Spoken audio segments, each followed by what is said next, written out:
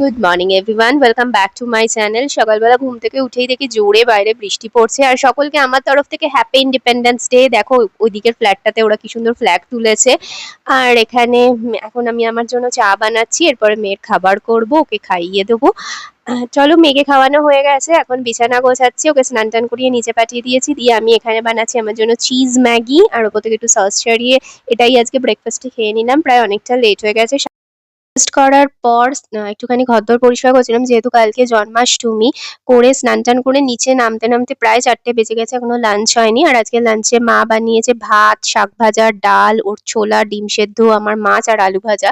খেয়ে দিয়ে আমি আর ও বেরিয়ে পড়লাম হাতিবাগানে ঠাকুরের জামা কাপড় কিনতে। আর ভিড়টা দেখো খালি হাতিবাগানে, মানে তিল ধারণের জায়গা নিয়ে দাঁড়াতে পারবে না। ঠাকুরের দোকানগুলোর, জামা কাপড়ের দোকানগুলোতে তো ভিড় আছে, তার সাথে সাথে লোকের শপিংও চলছে। আর তো পুজোর কটা দিন বাকি, করবেই লোকে শপিং। যাই হোক, এখান থেকে কিনে টিনে সোজা চলে যাব আমরা বাজারে, মানে মানিকতলা বাজারে, আমাদের এখানে বাজার করার জন্য। ঠাকুরের জামা কাপড় কেনা হয়ে গেছে, আর আমরা চলে এসেছি মানিকতলা বাজারে। এই কাকুটার থেকেই আমরা সবকিছু জিনিসপত্র নিই, তাই এনার কাছেই এসেছি। এখান থেকে বেরিয়ে বাড়ি চলে এসে সন্ধে টন্ধে দিয়ে এখন আমরা সবাই মিলে যাচ্ছি একটু শপিং করতে। মা বাবা এই যে রেডি হয়ে গেছে, বেরোচ্ছে, তালা চাবি দেবে। আর এই দেখো, এই ব্যাংকটাকে দেখো, লাফাতে লাফাতে চললো, যেহেতু বাবা বেরিয়ে গেছে বলে। মানি স্কোয়ারে চলে এসেছি। প্রথমেই যাব লিটিল শপে মেয়ের জন্য শপিং করতে। বাবা মা আজকে ওকে কিনে দেবে, তারপরে পরে আমি আর ও এসে ওর জন্য শপিং করব। এখান থেকে মেয়ে ঘুরে ঘুরে ওর জামা কাপড় দেখছে, আমরাও দেখছি, পছন্দ করছি। তারপরে চলে গেলাম ওয়েস্ট সাইডে।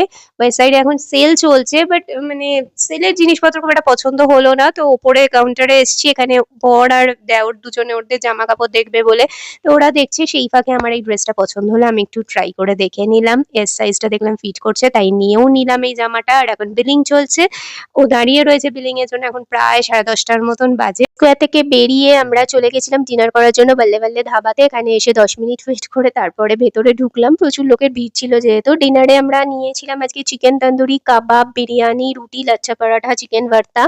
খেয়ে দিয়ে পাশেই ছিল পাব রাইস, সেখানে গিয়ে আইসক্রিম খেলাম। আমি নিয়েছিলাম চোকো চিপস আইসক্রিম। তারপরে খেয়ে দিয়ে ওখান থেকে বাড়ি ফিরে এলাম।